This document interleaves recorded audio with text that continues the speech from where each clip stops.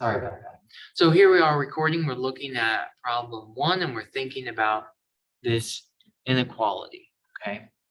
Now this says y is less than or equal to 9x minus 7. What does this mean? What does that mean? That's all of the numbers. Y is all of the numbers that are less than this expression. So let's just, for example, a simpler example, just in case you need a review of what less than or equal to means. If you had something like 5 is less than or equal to, let's go the other way. Sorry. Do it this way. X is less than or equal to 5. That's all the numbers that are less than or equal to 5.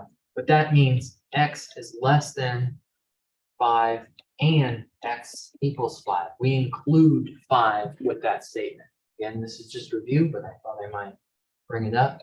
So this would be negative infinity to 5. We want to include 5 because it's equal to, so we put a bracket there, right? That's just a little bit of review, just in case we needed to knock off some rust with inequalities.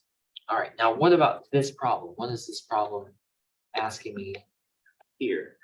It's saying determine whether the ordered pair is a solution of the inequality. And the ordered pair they give me is 3, 7. So is this a solution to this inequality? Well, let's plug it in. So this is y, this is x, okay? X and y. So is 7 less than or equal to 9 times 3 minus 7? Is that true or false? Right? Well, I don't know. 7 is less than 27 minus 7. Is that true or false? 7 is less than or equal to 20. That's true. So yeah, that ordered pair is in that set. That is a true statement. That's true. So that's all that's asking. Okay, it's just asking, is this in there? So it's just kind of warming us up to this inequality, and that's what we're going to be talking about today. We're going to be talking about inequalities.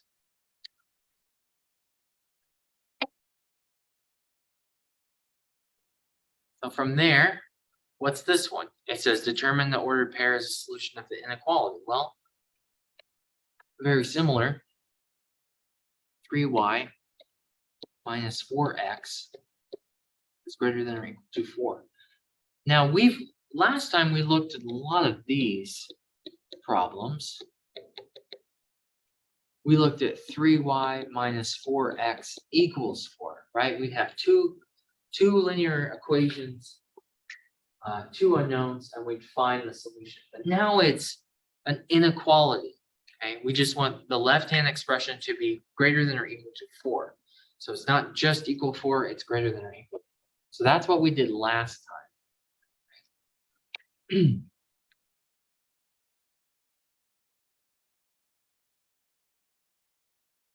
Now, is this ordered pair 217 a solution to the set? Well, let's see.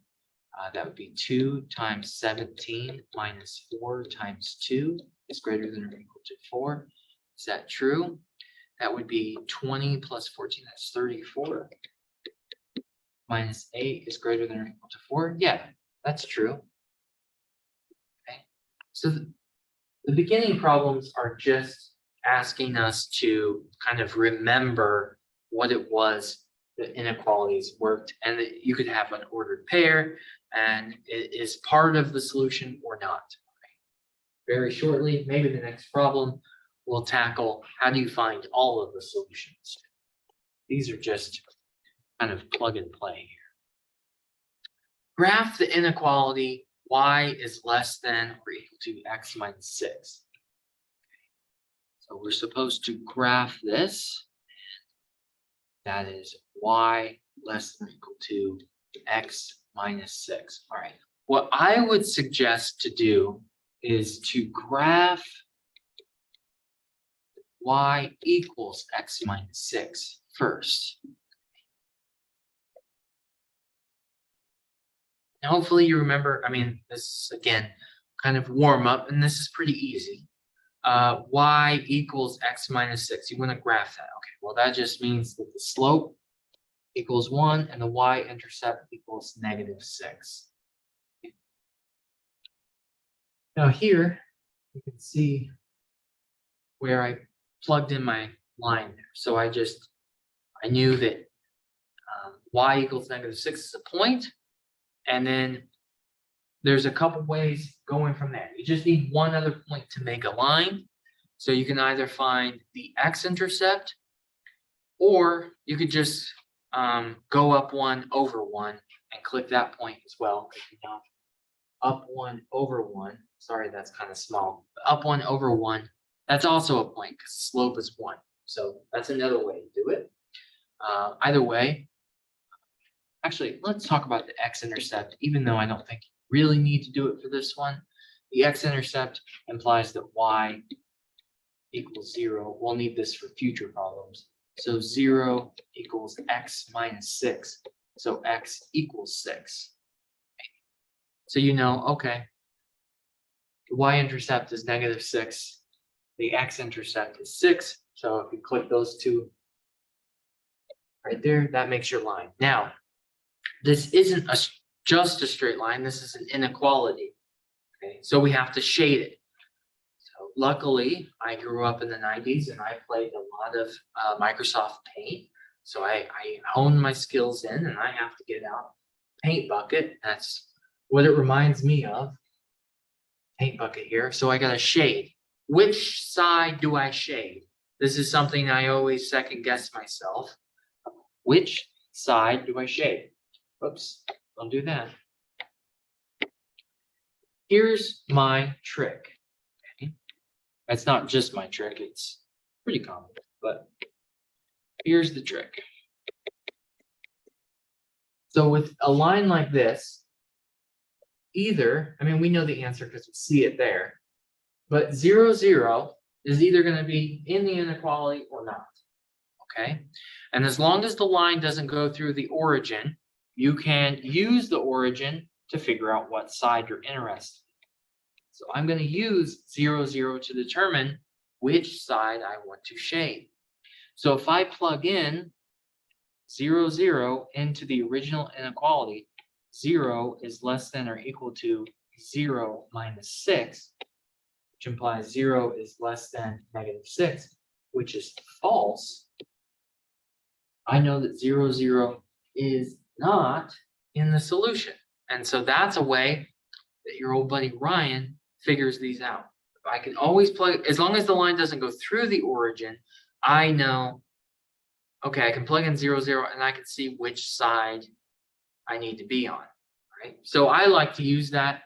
The only thing that messes me up is if I have a line that goes directly through, then I have to do another trick. I have to do a different trick, but that's okay too.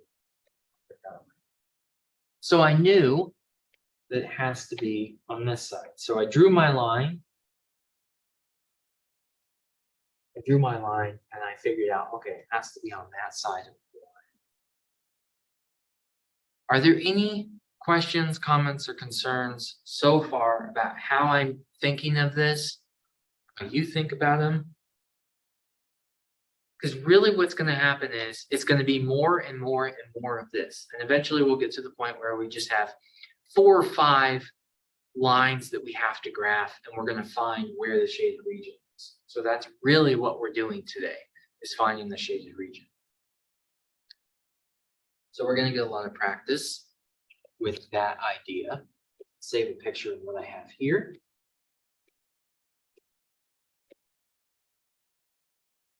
If memory serves, the questions don't start getting really tricky, or even kind of tricky, until maybe 12 or something. All right, graph the inequality.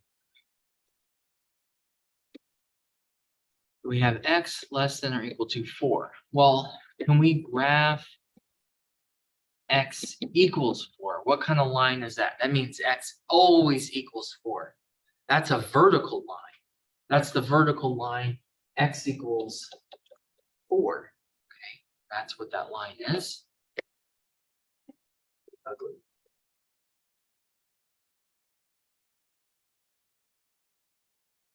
That's the line x equals 4. So y equals 4 is a horizontal line, where y always equals 4. X equals 4 is a vertical line up and down. And we can just graph it, okay? So we graphed it right there. Now, that being said, we have to determine, okay, which side of the line do I want to paint? Which side of the line do I want to paint? And so I'm just going to use my trick, like I always do. So my trick is just use the origin, plug it in your inequality, and then as long as it doesn't go through the origin, you'll know which side of it you are. So if I plug that in, 0 is less than or equal to 4, which is true. So I know I want to shade in the side with the origin. So that's what I did. I shaded in the side with the origin. So x equals a number is a vertical line. It could be any number they choose. And from there, you just need to determine which side am I looking at? Which side am I looking at of the origin? Any questions about that? Hopefully so far so good.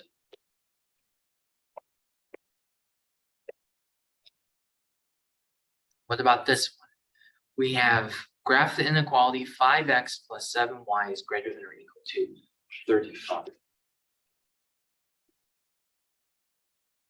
So let's try this. We have 5x plus 7y greater than or equal to 35. What I'm going to try to do is I'm going to try to graph 5x plus 7y equals 35, and then I'll deal with the inequality later. Deal with that when I get to it. The way I like to do these, if it's possible, is I like to find the x and y intercepts. I find that to be the easiest, depending on the example, but I think that will work here. So for the x-intercept, I know that y equals 0. If y equals 0, I want to solve 5x equals 35. 35 divided by 5, 7. So I think that's my point. So I want to graph the point 7, 0. My y-intercept implies that x equals 0. If x equals 0 for this, get 7y equals 35, y equals 5. So that's the point 0, 5. So I have my x and y intercepts. I only need 2 points to make a line. Those are the 2 points I choose. So I'll tell the computer this is how I did it. I told the computer, all right, I want to point here. I want to point here. I connected them. I made my line. Then I need to decide which side do I want to paint? Which side do I want to paint? So I'm just going to use my trick again, my origin trick. I'm going to plug 0, 0 and see if it's true or false. 5 times 0 plus 7 times 0 is greater than or equal to 35. 0 is greater than or equal to 35. And that is false. It's a false statement. So the origin is not part of the solution set. Okay, so that means I want to be on the other side. I want to be on the other side. So that's the side I want to be on. And that one, we're starting to get into the real stuff here, but it's okay. I mean, the arithmetic's easy enough. And yeah. Okay. Any questions about that one?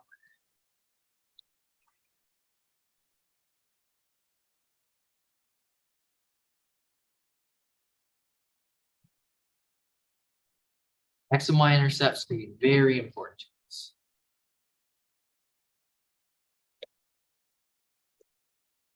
They want to go over this. Can't remember, so let's just go over it. All right, what do we got here? This is just another line. We want to graph it. Of course, we can use our graphing calculator to do this. Can I learn anything else about this? Let's try to graph the line 7x equals negative 5y. Let's see if we can just graph the equal sign. Okay.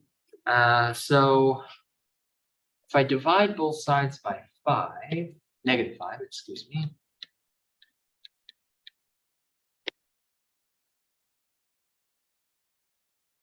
Then I find y equals negative 7/5 x. Enough. Now, this is a case where it goes through the origin, because this is, let's do a green comment on a note. This is like y equals x. Okay. Y equals x goes through the origin. So this is our first example where I can't use my trick of plug in 0, 0 to decide which side it goes on, because it goes through 0, 0. So that doesn't help me. So I'll show you my other trick. Okay. So we can graph that line. We know it goes through 0, 0. That's fine.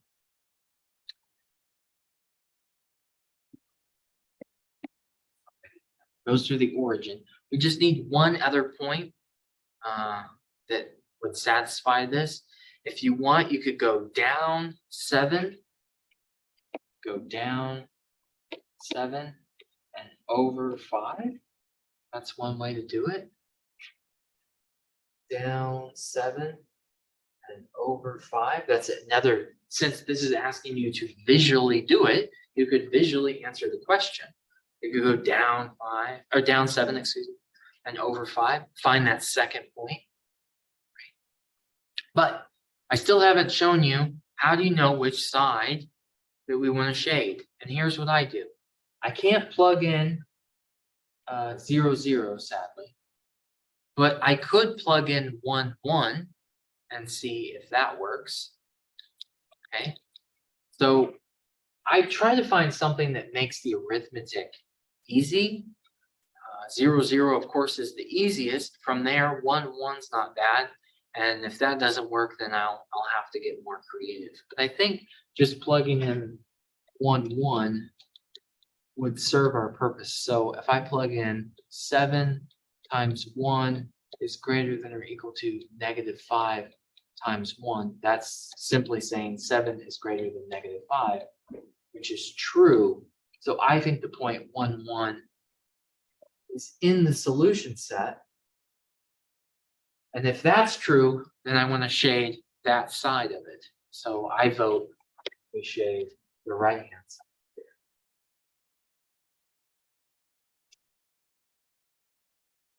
So that's what we do if it goes through the origin, if it's of the type y equals x. This had a negative slope, so it's going down, but it's still of that type y equals x. And in that case, you can't just plug in 0, 0 because it goes through that. Fair enough. You got to pick some other point to see if it's true. And 1, 1 would work. We just want to see if it's true or false. Makes it easy enough, I think. Okay. So hopefully that will make sense to you. Okay. Are there any questions about that?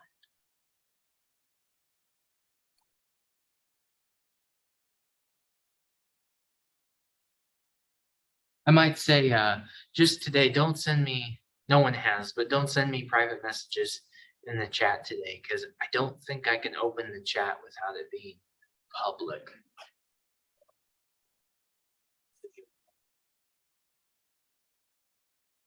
So please send all hate mail to my email today, not the chat. All right. What about this one? This is our first one with more than one equation. So great. Or I should say inequality. I said equation. 12x plus 20y is less than or equal to 1800. And we have x is greater than or equal to 0, y is greater than or equal to 0. Get used to x and y being greater than or equal to 0. That is very common for us. Okay, x and y being greater than or equal to 0, I think it's on most of them. I'll say that. It's on most of your questions. Why is it on most of our questions where x and y are greater than or equal to 0? Because generally in finite, we are thinking of physical objects. And so you can have 0 of physical objects, but you can't have negative, okay? If we think about it as time, we often are thinking of, you could go off to infinity with time, but you can't go negative, okay? So with physical objects, time, it could be 0, it could go to infinity, but it can't go negative. Okay, so that's very common for the questions for x and y to be greater than or equal to 0. What does that mean graphically? Is that we are going to be in the first quadrant. So a lot of times you're just looking at the first quadrant because we're only considering physical objects, which have to be, they could be 0, but they can't be below 0. That being said, okay, x is greater than or equal to 0, and y is greater than or equal to 0 just means we're in quadrant 1. That is often the case. We're just in quadrant 1. And we have one other inequality we need to graph. And from there, we'll decide which side we're on. And then from there, we'll find our bounded region, or maybe unbounded. There will be some questions where they're unbounded. Okay. So for something like this, if I want to graph this, if I wanted to graph this by hand, I would take 12x plus 20y equals 1800, and I would find the x and y intercepts. And that would help me graph this. So the x-intercept, where this thing crosses the x-axis, means that y equals 0. If y equals 0, I have 12x equals 1800. What does that give me? 1800 divided by 12 is 150. Okay. Now, y-intercept implies that x equals 0. If x equals 0, then we just have y equals 1800 divided by 20. 90. So I think I have the point 150, 0, and 0, 90.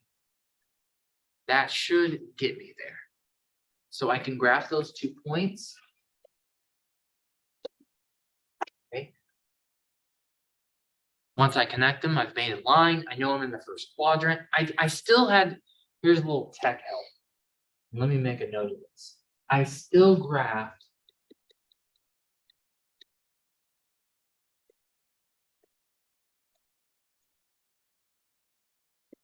you still want to graph those. I think maybe my first try, maybe I didn't actually do that, but you need to actually graph those. So you can pick any point you want on that line, but you need to make the lines. And you can see it is highlighted in blue. That would be easy to miss. So you still need to graph the x and y axis to make this work. All right. Now this 12x plus 20y is less than or equal to 1800.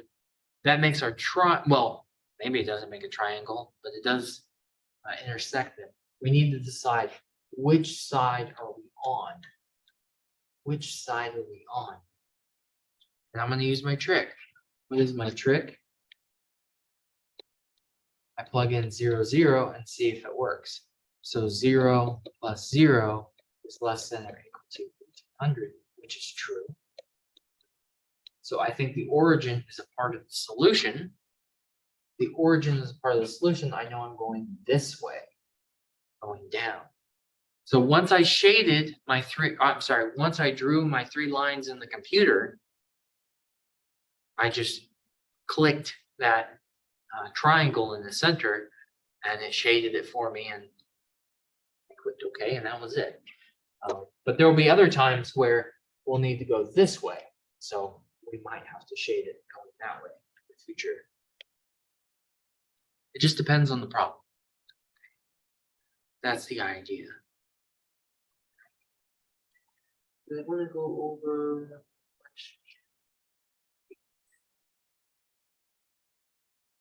Why not?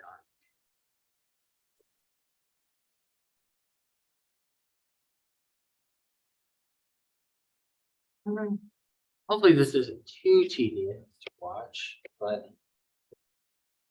here's the idea. Very similar to last time.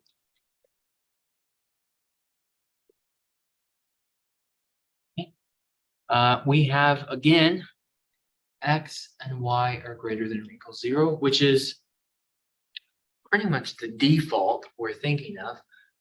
It's the rare case where that is not true, but it could just as easily be true. There's nothing mathematically that says, oh, these have to be 0. They have to tell you, but often since we're building up to applications, these are often greater than or equal 0. So really what we need to focus our attention on is graphing this inequality. So let's do that. If I want to graph this, let's turn it into a line. And let's see what we can find with our x and y intercepts. The x-intercept will occur when y equals 0, which means we have negative 10x equals 1500. So x equals negative 150. Y-intercept implies that x equals 0. If x equals 0, then we have 50. Y equals 1500. Those both have 5s in them. Y equals 30. So we have the point 0, 30, negative 150, 0. So two points make a line. We can graph those. Y-intercept, x-intercept. I still graphed x equals 0, y equals 0. Or definitely still graph the x and y axis. You have to do that. The computer won't understand it if you don't. All right. Now we have to figure out, where do I shade? Because these are greater than 0, I know that I'm in quadrant 1. So I know I'm over here somewhere. I'm over here somewhere. But where am I? I'm going to use my trick now. My trick says you can plug in 0, 0, see if it's true. So 0 plus 0 is greater than or equal to 1500. I vote that is false. That is not a true statement. So I don't think 0, 0 is on there. So if 0, 0 is not on there, we're on this side of the line. Since we're above the x-axis to the right of the y-axis, well, the only thing that would work is that shaded region you see there. So I clicked that. It shaded it for me. There we go.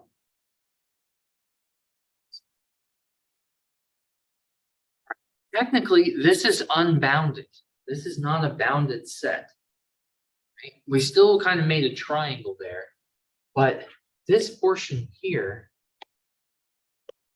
oh, what did I do?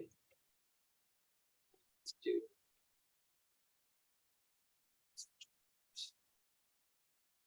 This portion continues, continues, continues. So x goes to infinity, y goes to infinity. So this is unbounded. We do have a minimum, but it is unbounded. It didn't ask that. It just asked me to graph it, but that's the idea. All right, any questions, comments, or concerns about heat? I think next problem, we have some It's a word problem? Can't remember. The candidate has budgeted $7,700 to spend on the radio, television advertisement. A radio ad costs $385 per 30-second spot, and a television ad costs $700 per 30-second spot. How many radio and television spots can the candidate purchase without exceeding the budget? Express your answer as a linear inequality with appropriate non-negative restrictions and draw the graph. Okay. This is an application problem. Under scare quotes, I'm going to say this is a real life, quote unquote, real life radio problem you have. Okay. That being said, just by that being the case, we're not going to have negative numbers as our variables. Okay.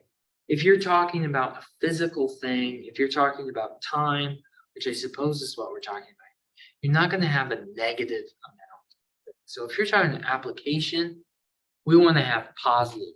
So even though it doesn't say it, I don't think it says it anywhere in the problem. We just have to interpret this. It's an application problem. That means X and Y, they could be 0, but they have to be positive numbers. Okay. So X and Y are greater than or equal to 0. We can set them equal to 0, but they can't be negative. Okay? Can't have negative numbers. All right. So that's not said in the problem. That's something you have to bring to it. And hopefully I'm bringing that with me for you to see it. Okay.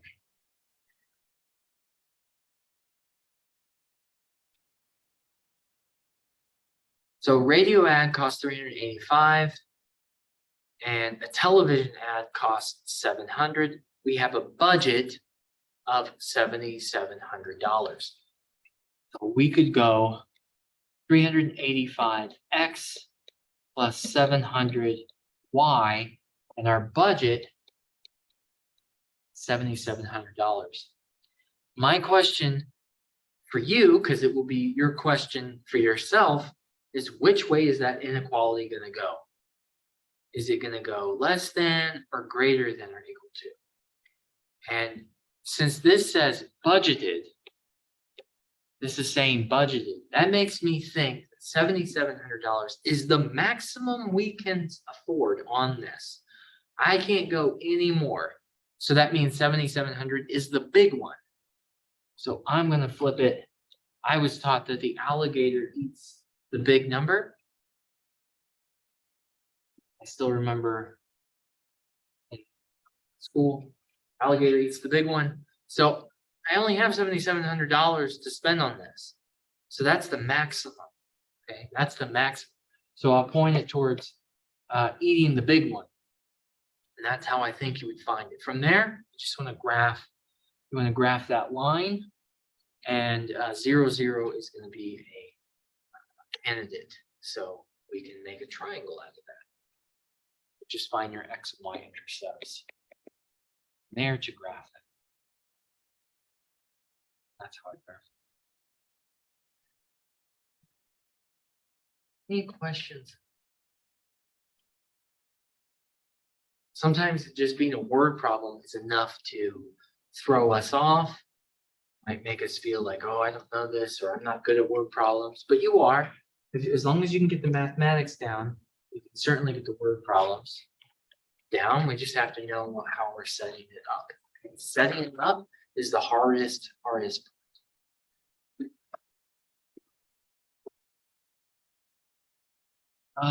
What did I have to see? I don't have to do problems 11. Doing pretty good on time. Maybe I'm going too fast. Let's see. This is kind of the same old thing. The only thing that's any difference is that it does ask us about being bounded. And this is our first question to ask about corner points. So let's talk. We have this question, or I'm sorry, this inequality here. So we should graph that.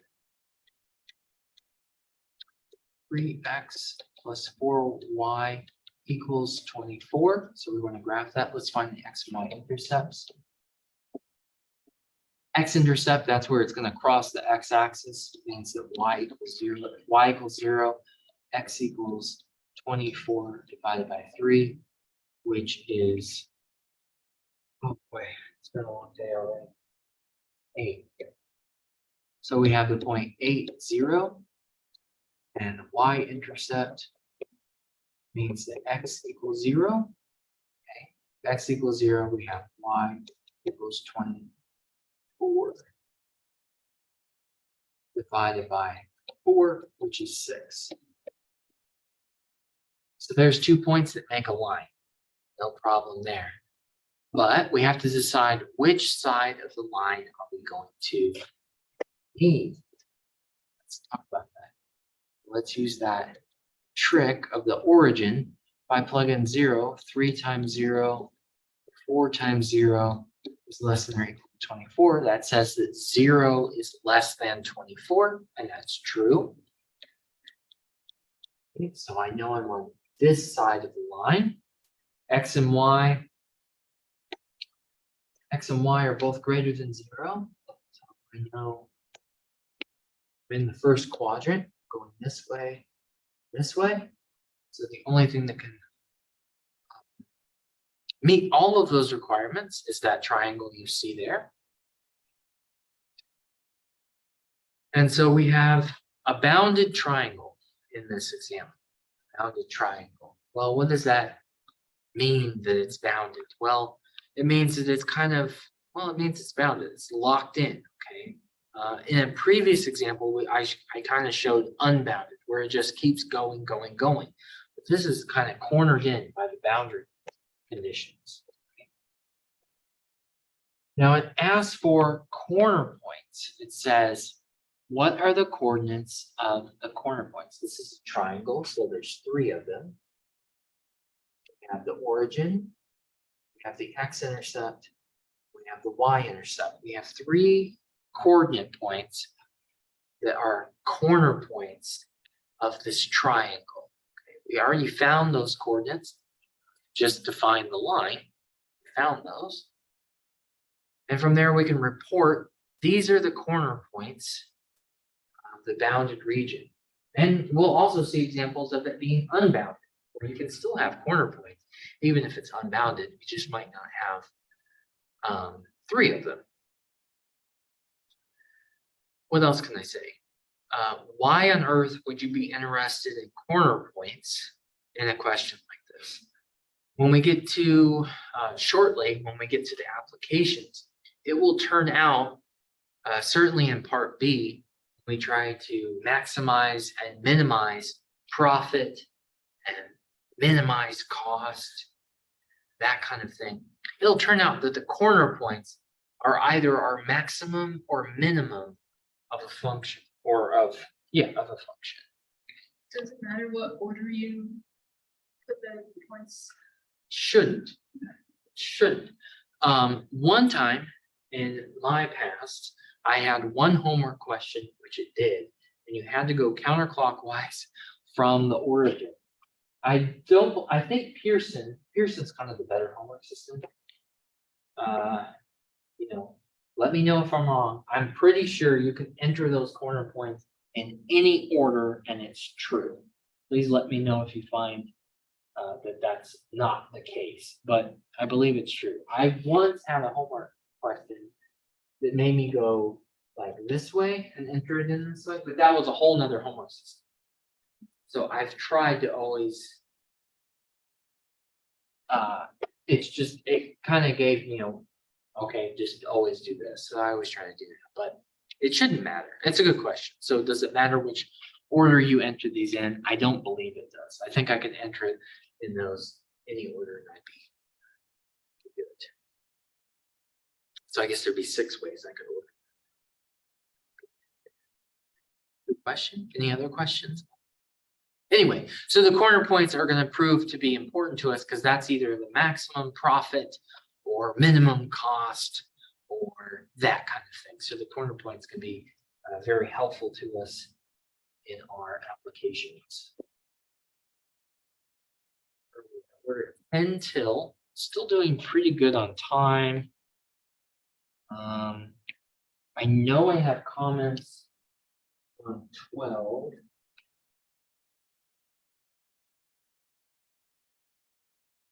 Yeah. I think I'm just going to peek at it. I think 11 is okay.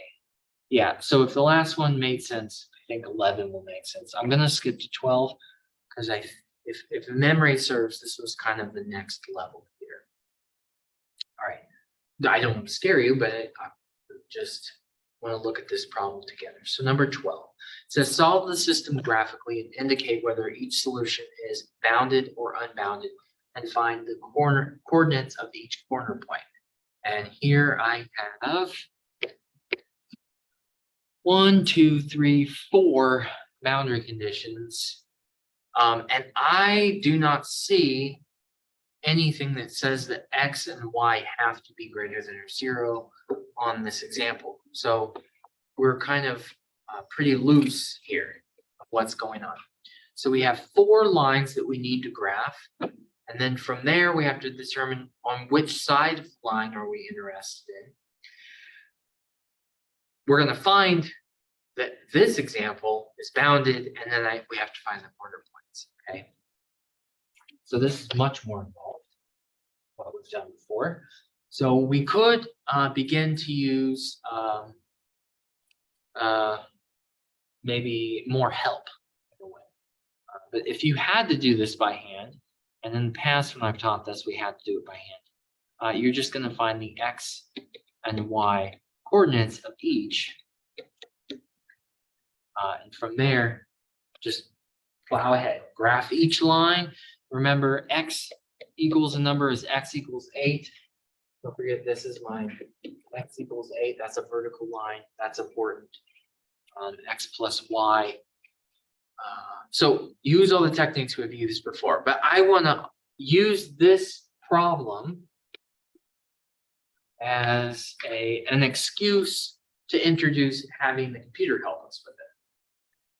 So I'm now you can use your graphing calculator, but I'm going to use a really good graphing calculator, which is Desmos. And I'm going to pull that up and I'm going to graph it using the computer. And hopefully we'll be able to see how helpful this really is. My voice may be a bit muffled. I'm away from the microphone, but negative X 5Y is greater than equal to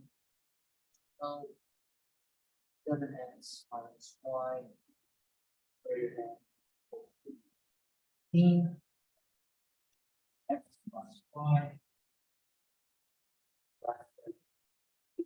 14.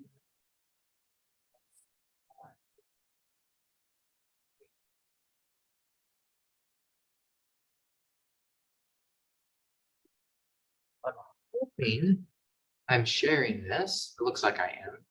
Okay, and so after you enter this in, of course you can do this by hand, just using the exact same techniques I was showing before. But if you would like computer assistance, I think Desmos is pretty good. And from there, once you've graphed it, you can go, okay, what is the most shaded region? What is the most shaded region there? And I think it's this area here. That to me looks like it's the most shaded region. So I want to find the corner points of that region. So I'm going to click them. Here I have 410, 3, 8, 4, and 8, 6. So just by clicking those, I can find the corner points, all right? This is a great way of seeing how all of this works. This is the best graphing calculator I've ever had in my life, my education ever. It's better than anything I had. It really, Desmos is even better than the things I had in my undergraduate, because even though we had fancy programs like MATLAB and Mathematica, this you can actually manipulate in real time. So Desmos is a great tool. So I highly suggest it. Anyway, you can find your corner points extremely fast by doing this, and you can enter in. Note that I'm entering this in the exact language that it was given to me. Okay, with the TI-84, when I was coming up, we had to rearrange this as a y equals statement. Okay, that was something we always had to do, or at least y is greater than or equal to, or y is less than or equal to. We have to rearrange this. But with Desmos, you can actually enter in exactly what it is you're looking at, right? Or what you're thinking about. That could be a great help. So from there, I can go, okay, well, these are my corner points. Here's my line. I have 0.4, 10, 8, 6, 8, 4, and 3, 3. Okay, that's what I'm looking at. From there, I can go back to my homework, and those are the coordinates. And I found that it was bounded, and it turned out that this, at least in my example, was in the first quadrant after all. That's the idea. Now, if you have any interest in this, I graphed this by hand in my notes, which I'll post later, but I thought I would just use this as an excuse to bring up a graphing tool to do this, all right? You can do this in the TI-84, but if you have any interest in using a computer to help you with this, I would say you might as well use Desmos for your homework and quiz, unless you're going to do it by hand. Because doing it in a calculator is almost, in my opinion, almost as annoying as just doing it by hand. Maybe that's just me. And I'm sure there's other programs that just deal with inequalities that I'm not familiar with. But I thought I would bring it up. So that can speed things up, and we can see, hopefully we have enough background to see where this is coming from, how you could graph it by hand, because I certainly think you can graph this by hand if you want to. But now you have two ways of thinking about it. Question 15, the thing that I wanted to really bring up with this, I'm sorry, I said 15, 13, is there's a couple things that are of interest. One of them is that it's unbounded. So we can see that when we graph this, or in this particular example, this goes off to infinity. Y goes to infinity, X goes to infinity. This is unbounded. That's what that means. This is unbounded. Bounded is like those triangles that we saw where everything was just closed off. This is unbounded. We still have corner points though. You can see I still had a corner point. Here's a corner point where the lines intersect is a corner point. Here's an intercept. Okay? So you can still have corner points even if it's unbounded. And this one is. So this is unbounded, right? It can go off to infinity, but we still have corner points because the shaded region cannot be enclosed with a circle, or more commonly in our language, but there's no triangle that I can form that bounds this. So this just continues on and on and on to infinity. I guess we would need an infinite circle, and that doesn't sound like something you would study in finite class. But another thing I wanted to mention is that, yeah, you can still have corner points even though this is completely unbounded. There is a minimum, but there's no maximum to this. Okay? And we'll talk about that more in part B with what is the minimum, what is the maximum. Any questions about finding corner points on unbounded regions? Are there any questions about that?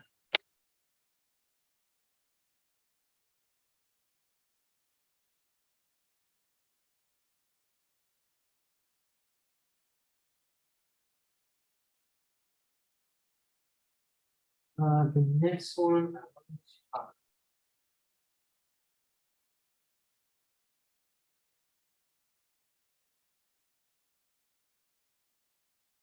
Talk about. Sorry for the flipping. The only thing about 14 is just that there was 5 lines I had to draw. That was really the only thing that was of interest with 14 is, but this one ended up being bounded. But I think I'm going to go to 15 for time's sake. Okay, solve the system graphically and indicate whether the solution region is bounded or unbounded. Find the coordinates of each corner point.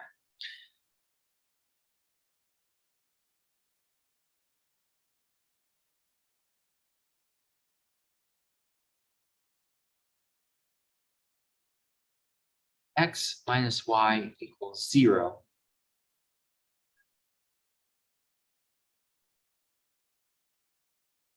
Y equals X. So when you're doing your homework, you might find this particular equation annoying. I find it annoying, and that's what we see here with this line. Y equals X is always annoying to me because I can't plug in 0, 0 there. So that's always annoying to me. But it's easy to graph, all right? You can plug in 0, 0, you can plug in 1, 1. There it is. So there's your line. That's fairly easy to do, but you can't plug in 0, 0. Okay. So watch out for that. You'll have to plug in something else. For this one, maybe I should switch colors. For this one, 2x minus y equals 6 implies that y equals 2x minus 6. You have your y-intercept, it's 6, the slope is 2, so you could go up 2 over 1, that's no problem. You can see that line is graphed here. Okay, you can plug in your 0, 0 there.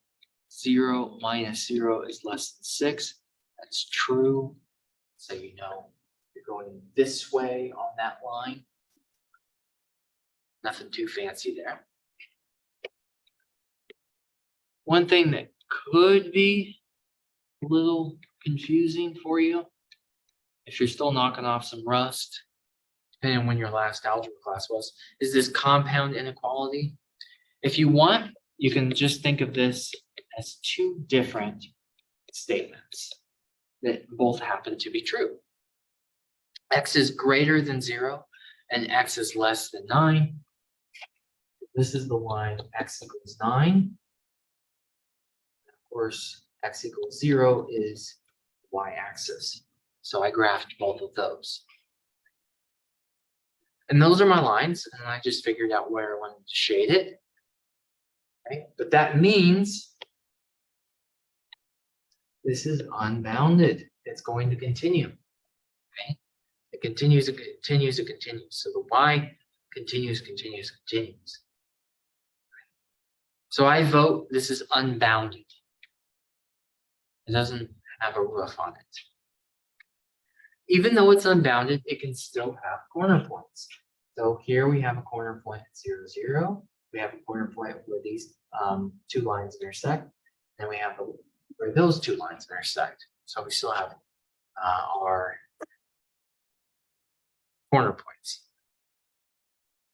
So I have a Days when we have to do everything by hand, something we had to do was you might use your matrices to find where those corner points are. So you can always, and if you look at my my homework notes for this week, you'll see that that's what I did. But if you wanted to see where x minus y equals 0, 2x minus y equals 6, if you wanted to see where those intersect, well, 2 equations, 2 unknowns, you could use substitution, you could use your matrices, you could use all those techniques that we've been developing. But I have a question. yes, On the second equation, don't you still have a negative that you have to distribute? Like, Oh, would that change that at all? are we talking about this one? Yeah, Need switch colors. So I'm gonna switch to brown in case I missed. never two. mind, I see it. Never mind, I see it. Oh, well, I don't even know what the question was. It was something about a negative sign.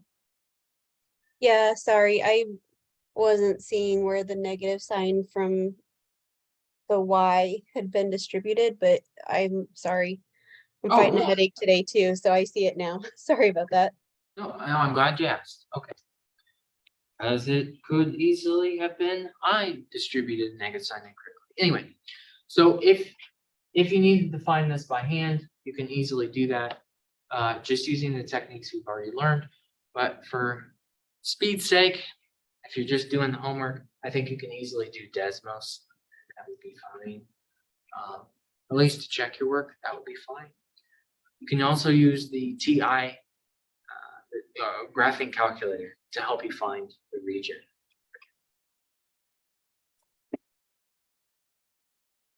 Which means you can also use the matrices techniques that we used before. You could do reduce row echelon form once you set it up. Maybe I'll wait that. So if you want, you don't have to, but you could turn this into a matrix between 1, -1, 0, 2, -1.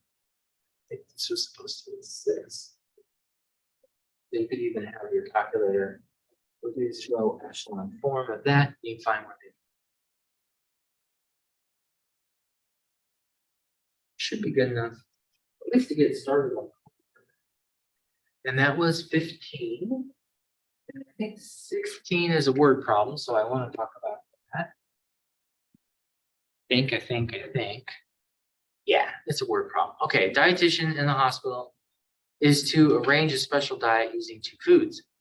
Each ounce of food, M, contains 36 units of calcium, 12 units of iron, 12 units of vitamin E.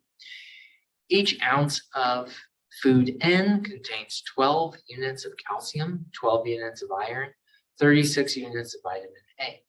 The minimum requirements of the diet are 384 of calcium, 192 iron, 336 A. If X is used to be M, and yeah, if you look at my notes, I used M and N, but we're supposed to use X and Y. So X is the number of food M, Y is N. Write the system of linear equation that reflects the conditions indicated. Find the set feasible solution graphically for the amounts of each kind of food that can be used. Okay. Well, I argue, because these are real life things, that we have to be in the first quadrant. And obviously Pearson agrees with me because they only gave me the first quadrant to graph. So that's clear. But because we're using real things, we're going to be in the first quadrant, quadrant 1. And that is to say that X is greater than or equal to 0, Y is greater than or equal to 0. Okay, so I had to graph this.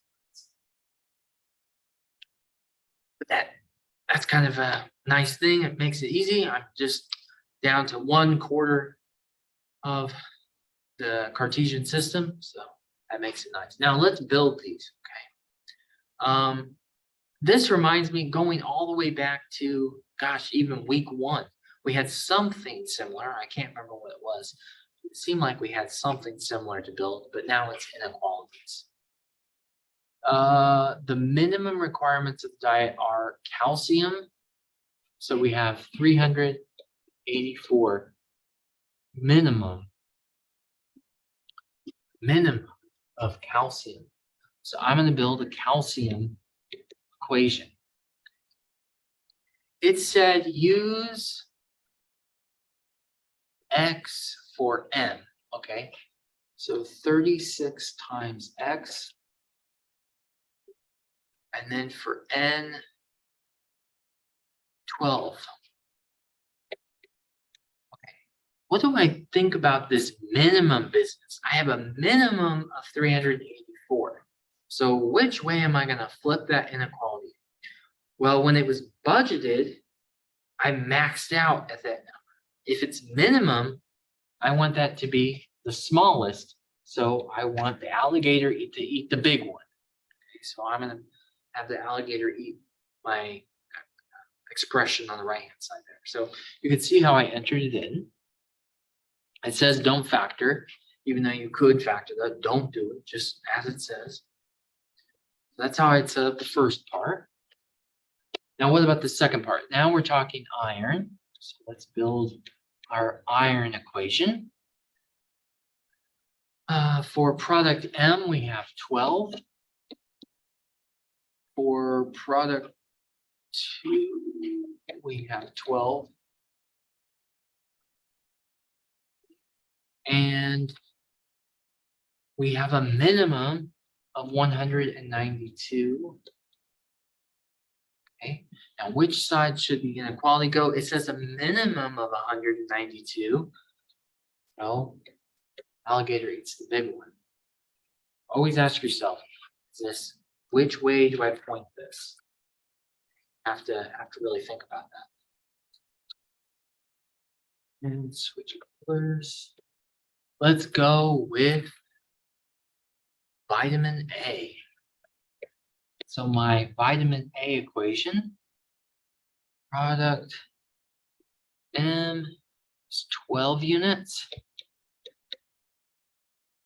Product N is 36. And we have a minimum of 336. So that's a minimum. So alligator eats the big one. Next part says, which of the following inequalities are also needed, if any? Well, that's what I was ranting and raving about over here, was that since they are real life items, they have to be greater than or equal to 0. They can be 0. We'll see examples in the future where they are 0. But for this, they have to they can't be negative. They can't be negative. So x is greater than 0, y is greater than 0 must be the case. So please keep that in mind. Even though it never said it in the story, it is still true. You can't have a negative amount of calcium. You can't have like negative 384 grams of calcium. That doesn't make any sense. Hopefully that gets you started on year 16. Yeah, let's look at 17 before the break. And this will come back into part B as well, because there's a rat question in part B as well. So psychologist uses 2 types of boxes when studying mice and rats. Each mouse spends 20 minutes per day in box A and 10 minutes in box B. If a rat spends 10 minutes per day in A and 20 minutes per day in B, total maximum time per day is 860 for A, 820 for B. We are interested in various numbers of mice and rats that can be used in the experiment under the conditions stated. Find the set of the feasible solutions graphically. Okay, so let's do it. So we need to make an inequality for box A with our 2 variables being mice and rat. A mouse spends 20 minutes in box A. Let that be X. And a rat spends 10 minutes in box Y. And we're maxed out at 860 minutes. Maxed out. Okay, so 860 is the big one. It's the maximum amount of time we have for them to spend. For box B, what do we have? For box B, 10 minutes for the mouse,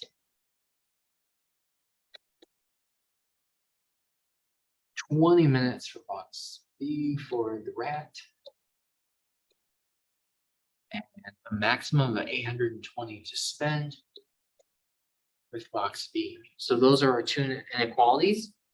We could graph those lines. finding the X, Y intercepts, or using a some kind of graphic calculator system to help us.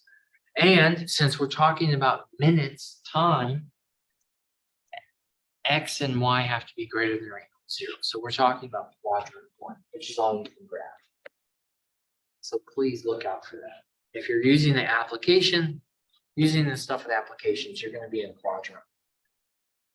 There's nothing mathematically that says you can't be in the other quadrants, but again, you can't have a negative amount of time in box A for a mouse.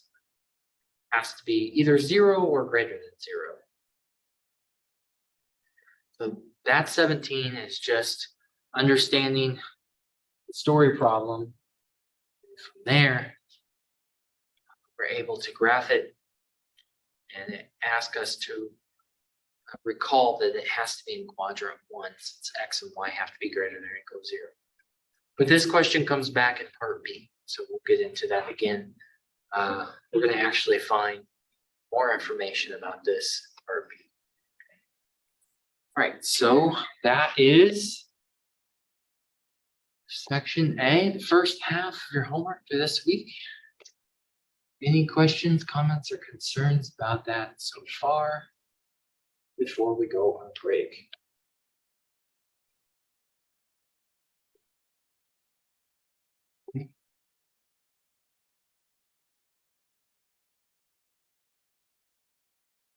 There are no further questions, Your Honor. We'll take a 10-minute break, come back. We're going to really just take exactly what we've done. One more layer where we'll talk about the maximum, minimum, more application. Okay. So I'll pause the recording. We'll come back.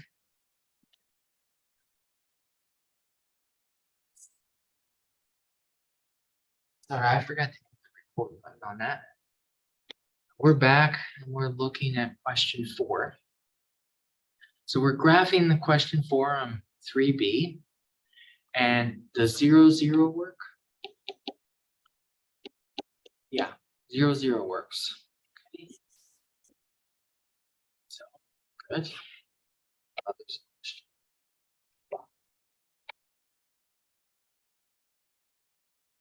We know we're going this way.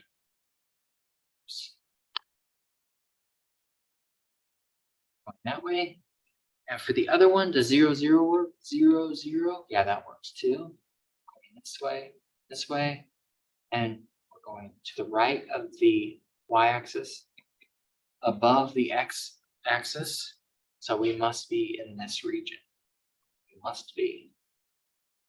Okay. So what are our corner points? Our corner points must be here, here, and here, and here. I already know 3 out of 4 of them. Now I just find where those intersect, but I already know 3 out of 4 of them. Before I find that 4th quadrant, I'm going to have to figure out, are there any questions, comments, or concerns about how I found my graph by hand?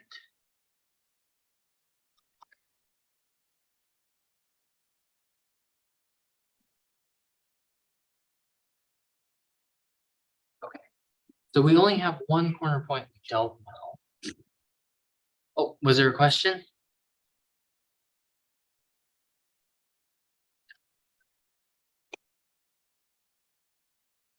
Let's round up what we do know.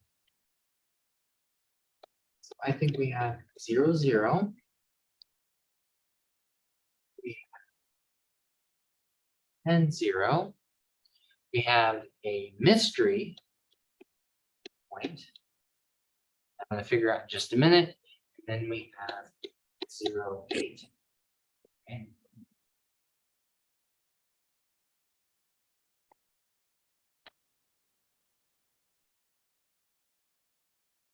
Okay. That mystery point is where they intersect. So we can figure out where that is. And then we can go find by plugging these into P. We want to find the maximum. So if we find the maximum, we want the largest one. So where do those lines intersect? find out. We have 2x plus y equals 20 and x plus 2y equals negative 16. So we want to find where do these lines intersect. We have lots of techniques to solve this. I think the way it's set up, I'm just going to use elimination method. Why not? But we have so many different techniques. One of the techniques is you could just use your matrices, set this up as a matrix, and then you can use your graphing calculator to find where those lines cross. But the way I have it set up here, I think it'd make more sense if I just use elimination method. So that's what I'm going to do. I am going to multiply the second equation by -2. That would get me where I want.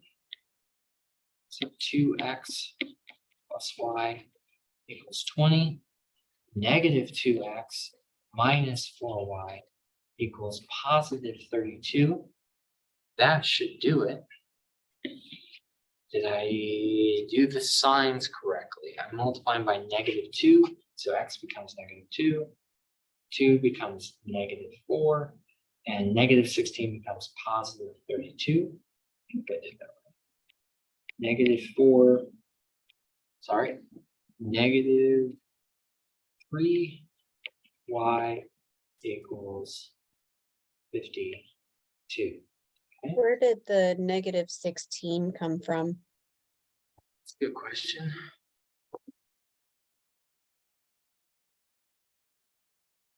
I think maybe it was a mistake.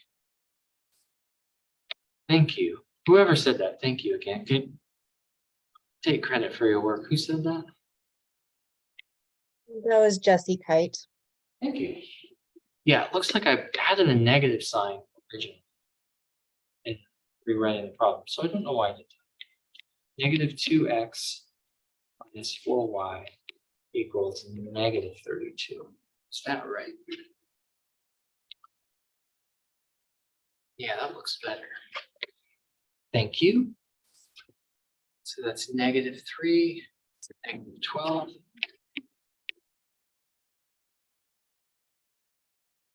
Y equals 4. Positive. Because of help with my friend. Okay, now if y equals 4, we can plug this into any of the versions we have, and we can solve for x. 2x plus 4 equals 20. So that's 16 divided by 2 is 8. 8, so there is our point, our missing point.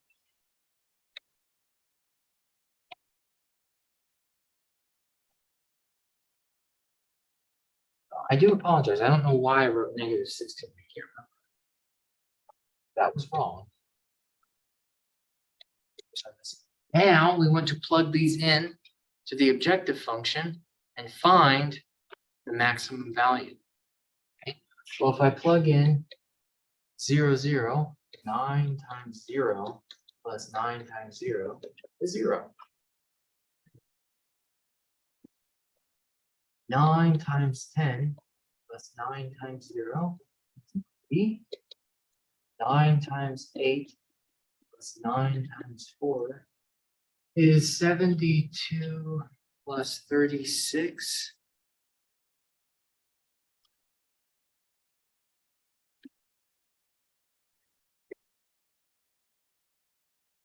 And 9 times 0 plus 9 times 8, 72. So if we're asked what is the maximum, this is the maximum. Where does it occur? I think it occurs at 84.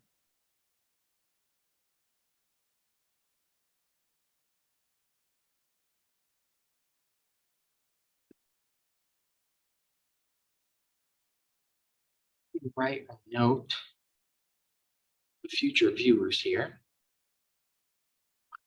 We just find where the first and second line intersect. That's what we were doing there.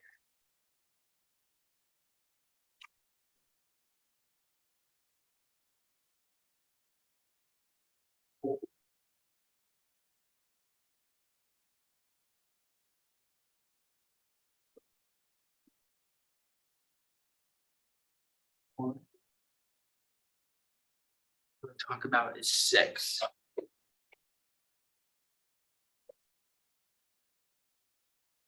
Minimize and maximize.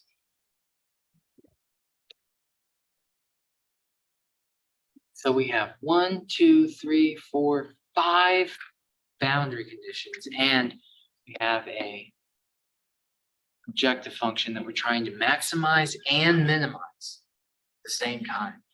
Okay. Now we know we're in the first quadrant. That makes things a lot easier. And we also have these boundary conditions, but we're trying to maximize and minimize this. All right.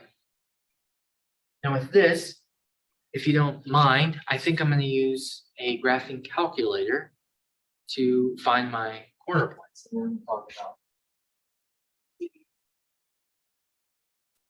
Specifics.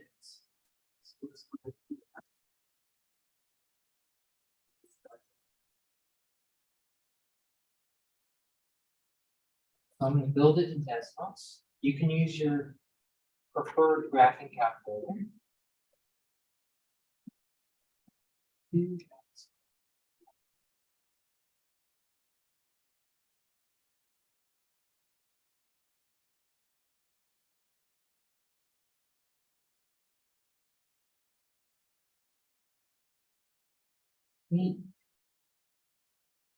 Y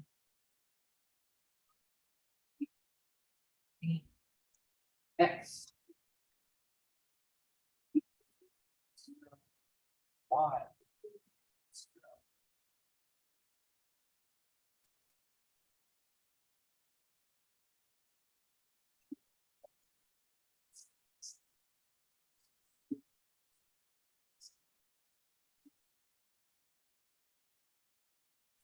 Zero.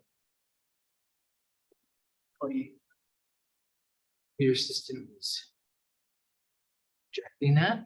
All right, so we want to find where is this bounded region. Well, one thing I notice is that I don't think this is fully bounded.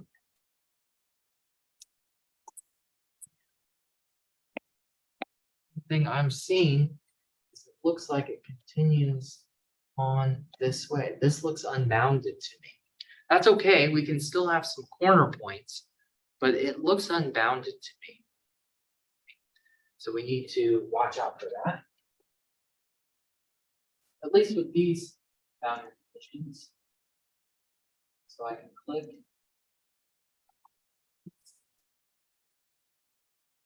We still have 4 corner points, even though this is unbounded.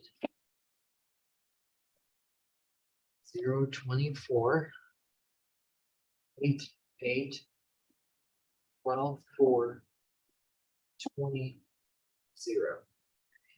So we need to plug those into the objective function. If the coefficients are positive on the objective function, then we can only have n.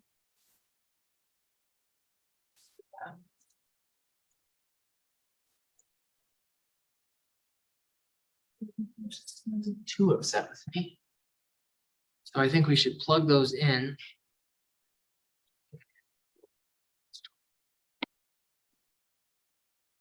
See what we get.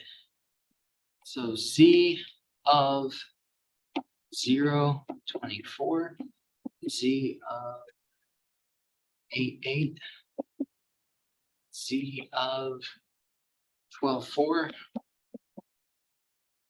z of 20, 0.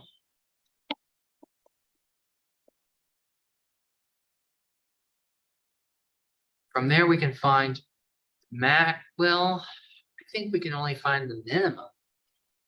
So these are positive coefficients, 10 and 40 of our objective function. I think we can only find the minimum. We can't find the maximum because this is going to go off into infinity. Being the case, let's find it. So 10 times 0 plus 40 times 20. 10 times 8 plus 40 times 8. 10 times 12 plus 40 times 4. Then times 20 is 40 times 0.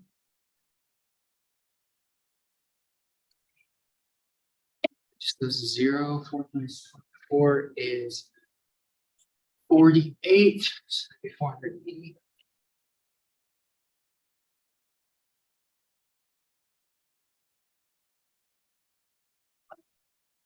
What am I thinking? That's a bad brain day. That's 80 plus 16. That's 960. 80 plus 240.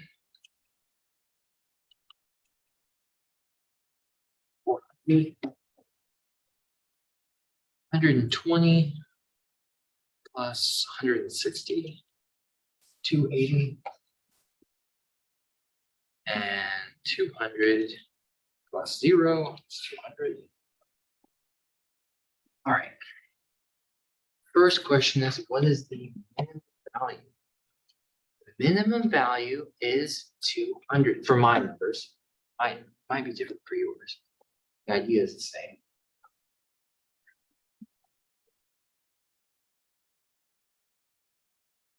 So I think we have a minimum. Where did that occur? It occurred at 20, 0. 0. Select the correct below, fill in the answer box, present your choice. What is the maximum value? I think there is a maximum value for this because it goes off to infinity. See that? So you can see that goes to infinity, y goes to infinity, x goes to infinity. And because we have positive coefficients, okay, if we didn't, it'd be different. But because we have positive coefficients, that means x is growing to infinity, y is growing to infinity. So the objective function can go to infinity. So I don't think there is a maximum. So I chose there is no maximum value for this. And then where does the maximum occur? Well, I don't think there is a maximum because this is unbounded. Since those are positive coefficients to the objective function, I don't think there is a maximum. I think it can just keep going up, up, up, up, up.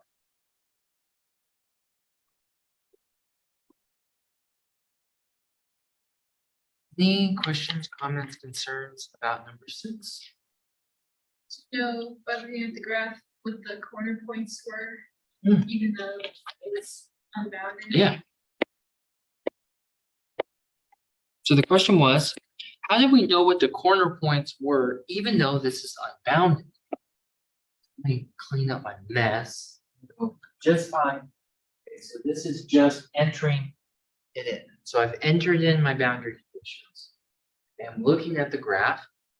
I see that it looks like to the right in the first quadrant, that seems to be the most shaded part. That seems to be the most shaded part. Well, that's the most shaded part. That looks like the corner point. That looks like the corner point. That looks like the corner point.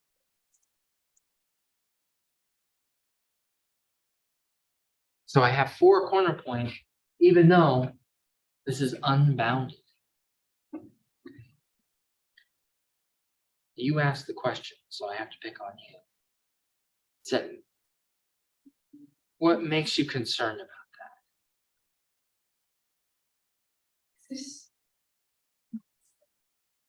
Just how is it the most shaded part? If we're just looking at without me clicking anything, how is that the most shaded? Well, we're looking at the right.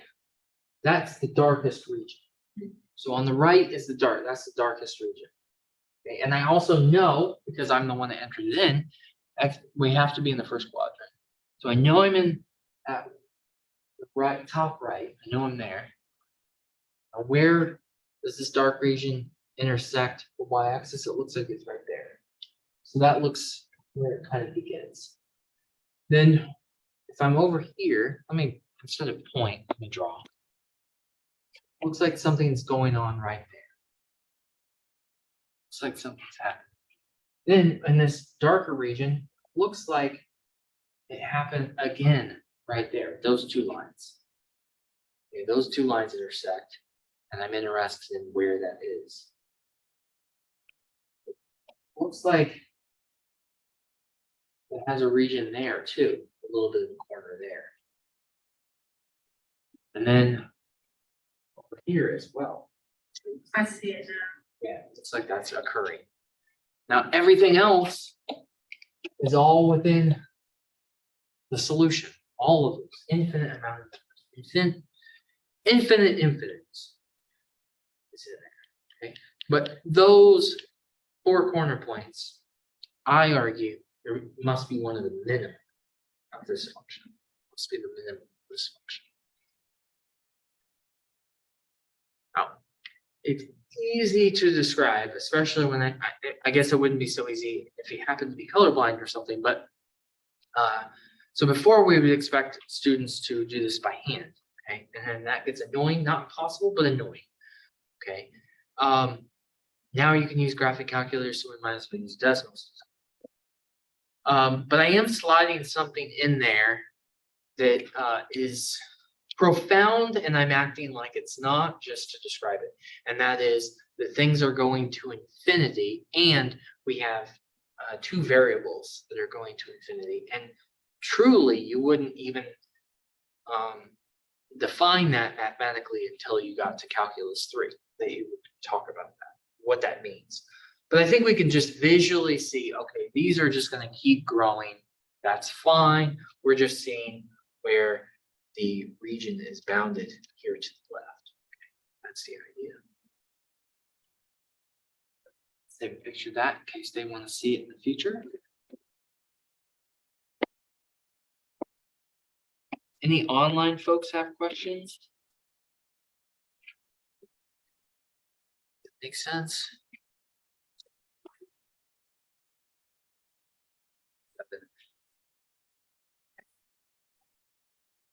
Hopefully online folks are doing good. Maximize and minimize these constraints. Let's see. We are in the first quadrant here. We have x plus y is less than or equal to 3, x plus 2y less than or equal to 4, 4x plus 5y is greater than 20. And we're supposed to find the max and the min of there. And I would say if there is such a thing, it's going to exist on the corner points. So I'm going to use my favorite graphing calculator to graph this, and I'll find those corner points. Yes, a little bit.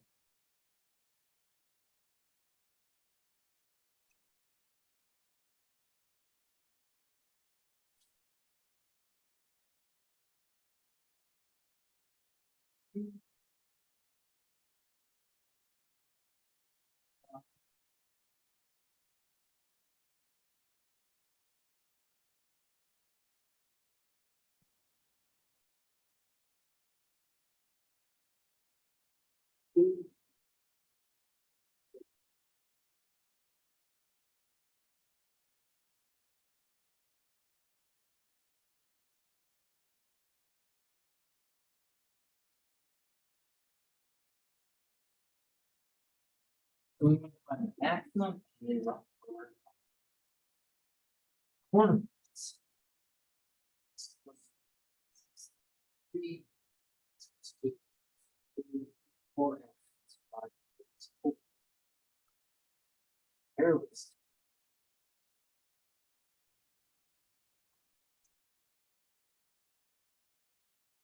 Something funny that system. Where is the most shaded region, or where is the region that's shaded by all of them? So if I take that away, that's not covering the other regions. That's over there. That's there. So in this boundary condition, there isn't a region that's shaded by all of them.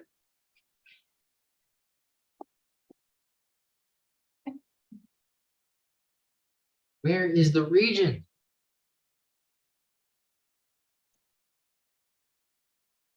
We're going to call this an empty set. There is no region that satisfies all of these 5 boundary conditions. There isn't one. It doesn't exist. That happens. Unfortunately, that happens in real life, not just math. You can set up a business that is doomed from the beginning. There, you can say, okay, or you could think of your own personal finances. Well, how, I make this much an hour. How many hours do I have to work, given that it's 24 hours a day, to make $1 million a week? You might not find that solution, okay? And that is demonstrated by this empty set. So that's what we're finding, that there is no region which satisfies all of them. If that's true, then there's no maximum or minimum in this case, okay? And that can be confusing when you first look at this. But as I say, that can happen in a very real sense. The boundary conditions that are set up that are just not realistic, just not feasible. So with these boundary conditions, I think there is no maximum. I think there is no location of the maximum. I think there is no minimum, and there's no location of the minimum. There's no solution to this system of inequalities. No solution.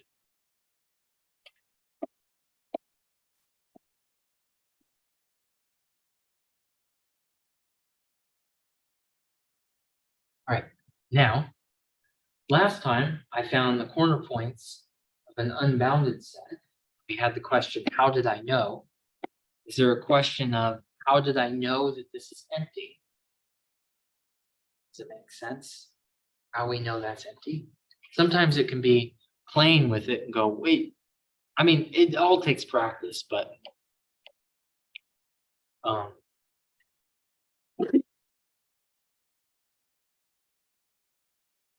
mean, you can see the black line here. It's not intersecting with the blue line. Now you might have different numbers, but it's not intersecting. This example is not intersecting with the blue line. They're not laid over each other. We think of transparencies. They're not laid over each other in the first quadrant. So we can see we have a problem there. We have a big problem. Okay. So I don't think there's a solution to the set of inequalities. Okay. Online folks, does that make sense?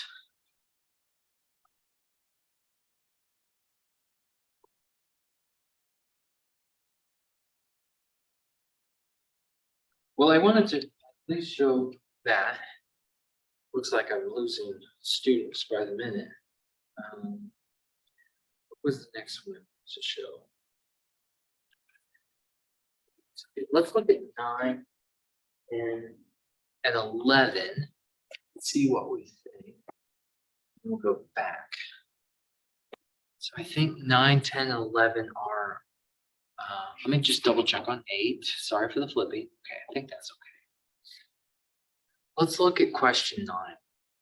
So a manufacturing company makes 2 types of water skis. The relevant manufacturing data is given in the table. We have a fabrication equation, and we have a finishing. Well, I say equation. We really should say inequality. Finishing inequality.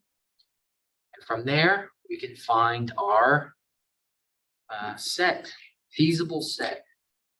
And maybe we can find our maximum and minimum feasible set. Okay, let's see what we got. Now, the black part was given to me. This is given to me. We have trick skis and slalom skis. I'm not a skier, so I don't know what that means, but 2 types of skis.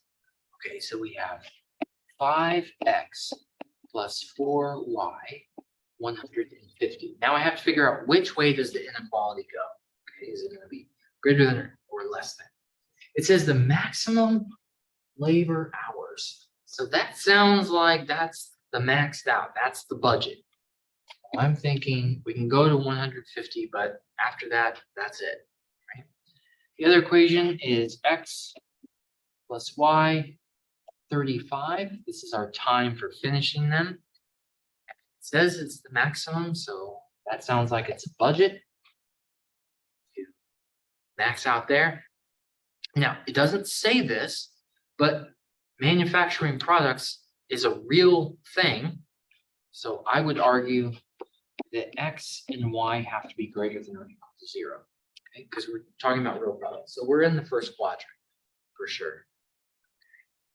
Now, if we can, we want to find our corner points, and our corner points are either going to be the maximum or the minimum of some objective function.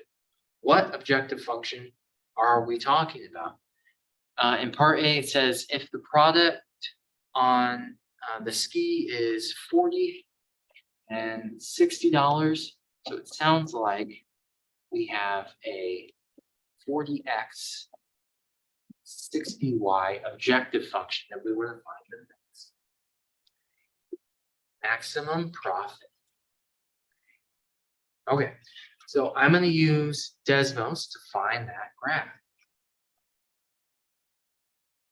Use any graphic calculator you choose.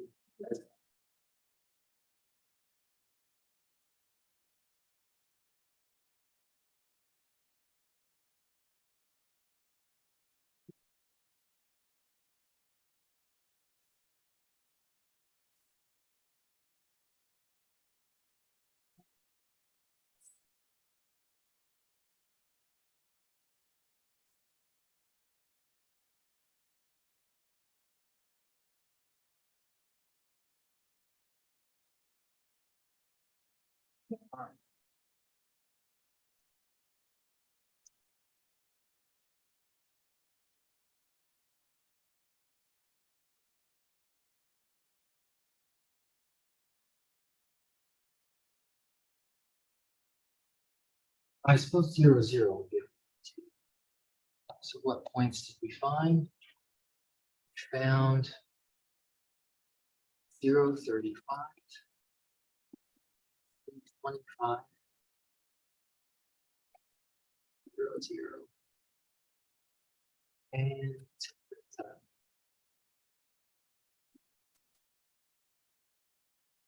30, 0. We want to find the maximum. We want to find the maximum, okay? P, P, P. What would that give us?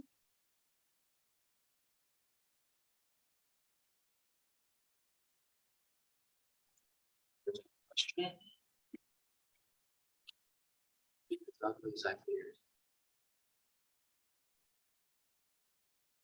They rearrange this.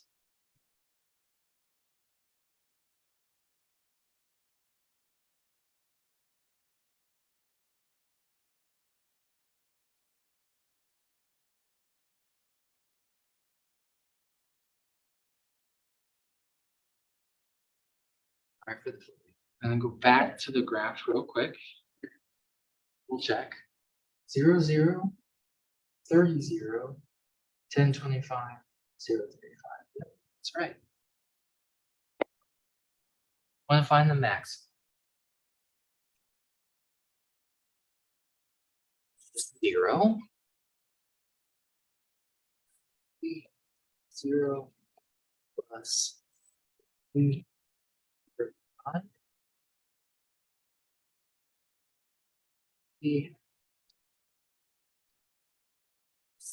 30,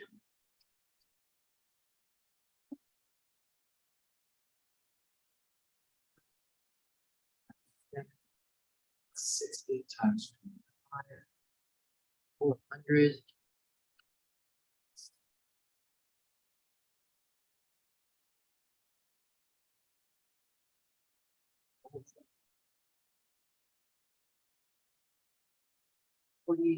Times 30 plus 60 times 0 is just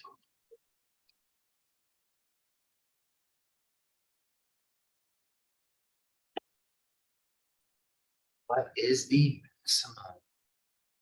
It looks like this is the maximum.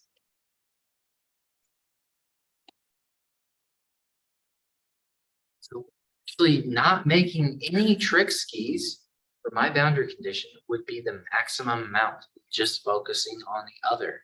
So this is the maximum profit occurs when we make 0 trick and 35 of the other. That's the majority of that's almost the whole question. I'm going to answer the last 2 pieces in a second. Are there any questions, comments, or concerns about how I found that? Is that okay? Is it understood how I found the corner points? The only thing I need from the graph is to help me find the corner points. So I'm just graphically finding this.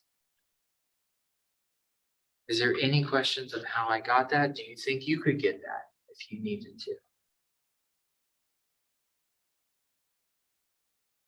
Part B and part C are really easy as long as you have this. If you're to that step, I think you'd be fine. All right, part B, discuss the effect on the production schedule and the maximum profit if the profit of the slalom ski decreases to $50. I found that it still occurs at the same location, but the only thing that changes is this just becomes $50 instead of the original $60 a month. Doesn't actually change anything. So the maximum profit decreases to this amount, but it still happens in the same location on the graph. Then part C, discuss the effect on the production schedule and the maximum profit if the profit of slalom increases to 65. So what if we increased it to 65 instead of the original 60? I found that it still happened in the same location of the graph. And it just changed the output. Okay, so it increased. But you're increasing the price, so we could expect it would increase the profit. Okay, but you can't get to part B and part C without doing A, and A is the majority of everything, and understanding the problem of where to even begin is half the battle. So that's the idea with the ski problem. So what do? You're going to graph them, right? You need to understand that if it's a maximum, that's the budgeted amount of time, because we don't have infinite time. So we have to find it. Okay? So I hope that helps when you're faced with doing problems like this, where to begin. Okay? It's not that bad, but you have to at least know where to start. So hopefully you know where to start now. Right, question 10, and then the next one I think is the route. A fruit grower can use 2 types of fertilizer in this orange grow, brand A or brand B. The amounts in pounds of nitrogen, phosphoric acid, and chloride in a bag of each round is given in the table. Tests indicate that the grow needs at least 900 pounds of phosphoric acid and at most 550 pounds of chloride. Answer parts A and B below. All right, and then we have a table of nitrogen, phosphoric acid, and chloride with brand A, brand B. Part A says, if the grower wants to maximize the amount of nitrogen added to the grow, how many bags of each mix should be used? How much nitrogen will be added? Okay. So I think that means that nitrogen is going to be my objective function. That's how I'm reading this. It sounds like nitrogen is the objective function. That's the thing I'm trying to maximize. Okay, well, looking at my table, that looks like it's something like, if you allow me to use n, x, y, looks like it's 3x plus 4y. I'm trying to find the biggest value I can with these boundary conditions. Okay. Now I'll come up with my acid equation. Let's do that here. We have 3x plus 3y, and they told me somewhere something about an amount. 900 pounds phosphoric acid needs at least 900. at least 900. So which way do I spin that inequality? Which one's bigger, 900 or the expression on the left? If it's at least 900, I think we have to eat up the expression on the left. Hopefully you agree. All right, what about the chloride? We have 2x plus y, and they told me at most 550. Okay, so which way do I spin that inequality? Which one do I need to be larger? Since it said most 550, that sounds like I'm budgeted 550. So I'm going to eat up the big one, which is 550. Since we're talking about an application problem, I feel like x and y have to be greater than or equal to 0. So I think I'm in the first quadrant because I'm talking about real life things. I want to maximize the nitrogen. So the next step is to graph and then find those corner points. Okay. So that's what I'm going to do.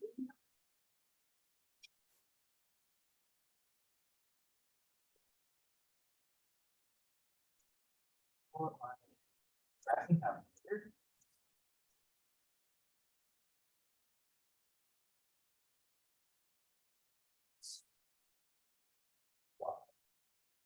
Maybe now. 2x plus y is less than 50.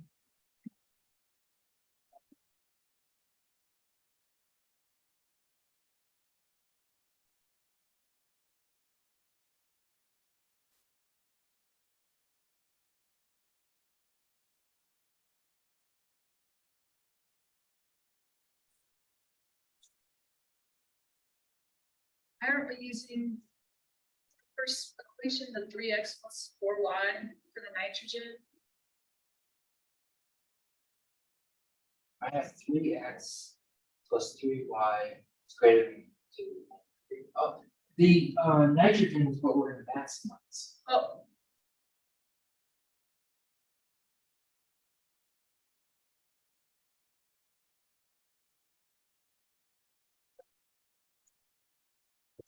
Just to make sure. You said, why aren't we using the nitrogen? So I think it says if the grower wants to maximize the amount of nitrogen, that sounds like we got to find what would be the biggest amount of nitrogen within all these boundaries. So that's my objective function. The others are my boundaries. Okay. Thank you for asking. Okay. There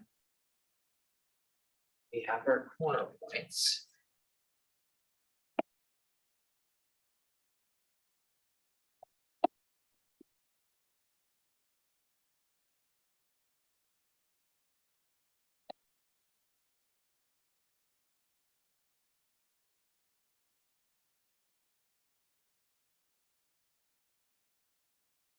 So I'm just graphing to find the corner points. Now I can go back. No problem. Find where this occurs. So I found that the maximum amount of nitrogen occurred here. I plug that in. At 3 times 0. 4 times 5.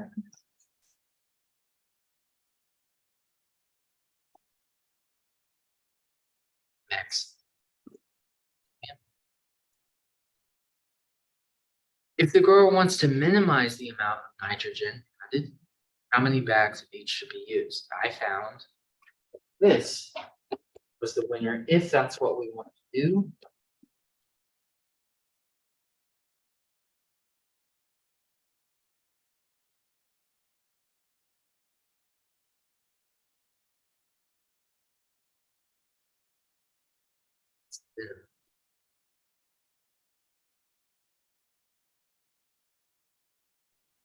And then for completion's sake, I suppose. I mean, in truth, I just inputted all of them. I didn't know at first.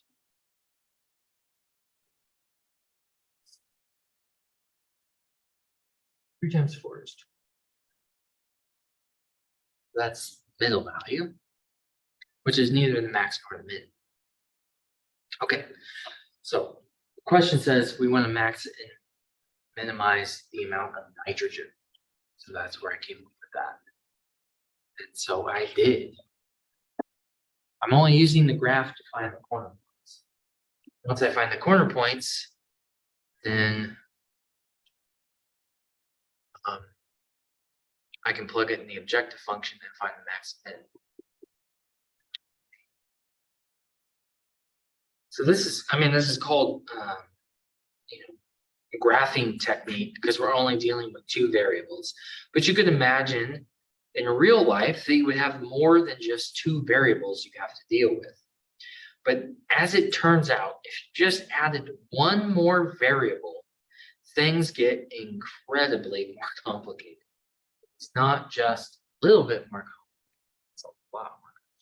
In fact, the issue is if you just add 1 more variable that you have to deal with, you can no longer graph it. It's no longer a 2D problem, right? It would no longer be a 2D problem. So if you add another one, then you'd have to graph a volume. There would have to be some volume, not an area that would be the solution. And as you go to 4 variables, then you're into 4D space. So you're really not really thinking of this as graphing anymore. You have to come up with something else. I thought we had to go over that, but it turns out it's not part of the objectives of our summer course. So I think even last time in the video, I said, next time we'll have to go over simplex method. I'm sorry about that. It turns out we don't. It's not part of the objective. So we're only going to do the graphing method, which is the same for IU. So goody for us. But in the old days, when we had just online, you had to do simplex method. And it's pretty annoying. So just know that I spared you something. All right. I could have added it if I wanted to, but I don't want to. I think this isn't good enough. In truth, if you have something like 4 variables, 5 variables, 20 variables, what are you going to do? You're going to write a computer program that solves it for you. That's what you're really going to do, but you would need the techniques to do that. Anyway, we're back to the rats. So we're going to use 2 types of boxes with mice and rats. The amount of time in minutes that each mouse and each rat spends in the box per day is given in the table. What is the maximum number of mice and rats that can be used in the experiment? How many rats produce this maximum? So we have very similar to the last question in the last homework. We have maximum amount in box A, maximum amount in box B, and we want to find the corner points, of course. So let's do that. So we have 20x and y, 780. Which way are we going to spend that? If that's 780 is the maximum, we're maxed out. We're budgeted 780 minutes there. 10x, 20y, maxes out in box B, 720. I argue that x and y have to be greater than or equal to 0 because we're talking about an amount of time. So if we graph this from there, we can find the corner points, and then we can deal with this. So let us do that.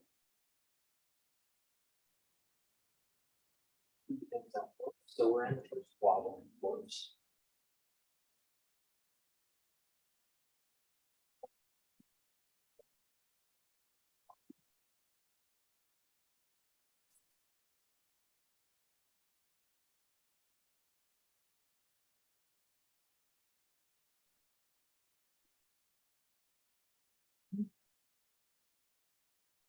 B down. B, it's like a shaded B.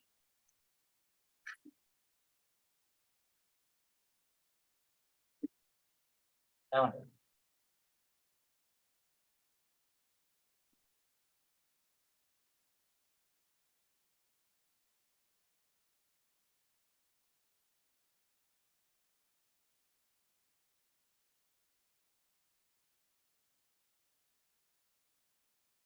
So we want to find the maximum for this. The rats can stay in the box and eat. Go back.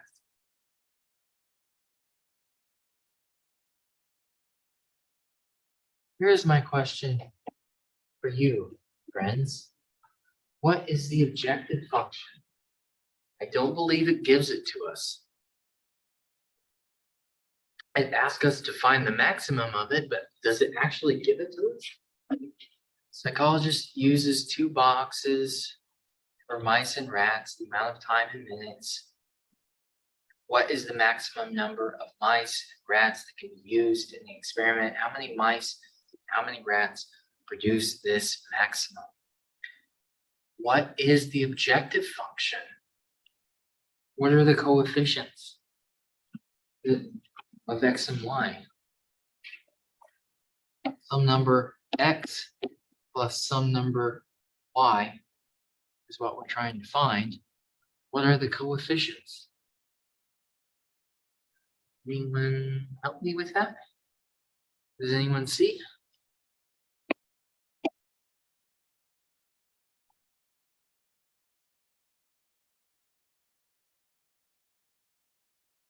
So I think coefficients are just 1 and 1, but it doesn't actually say. It doesn't say this is the objective function. So that's something that will most likely have to cross your mind. Okay. Okay, from there, what does that mean? Well, we just want to find the maximum.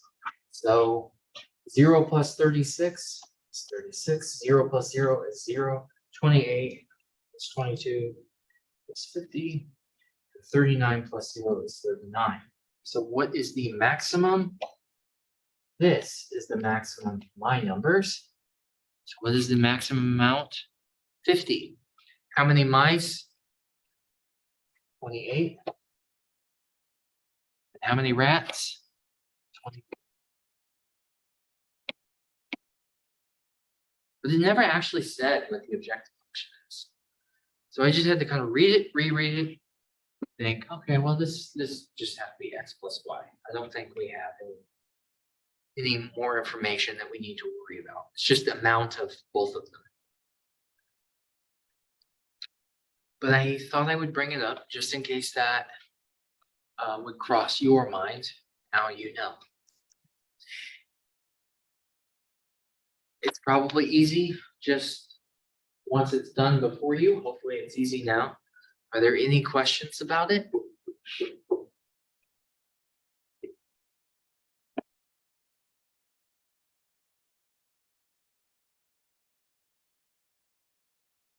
There's a couple more I didn't go over. And I think it's starting with number 2. Okay. So I wanted to at least get our minds in gear with what's going on just before we look at this. It's not that this is hard. I just thought it would make more sense if we looked at the other examples first.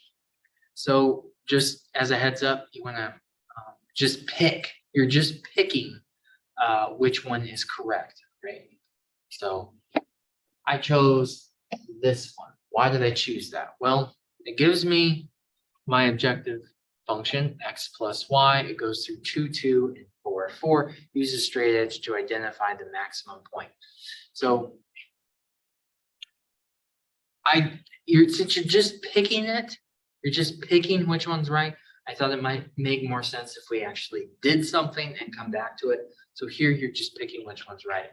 Then you're finding, okay, well, what would that equal? 0, 0, 0, 0 plus 9, 5 and 8 is 13, 11 and 0. So that's just your value of your objective function, just like we did with the lines.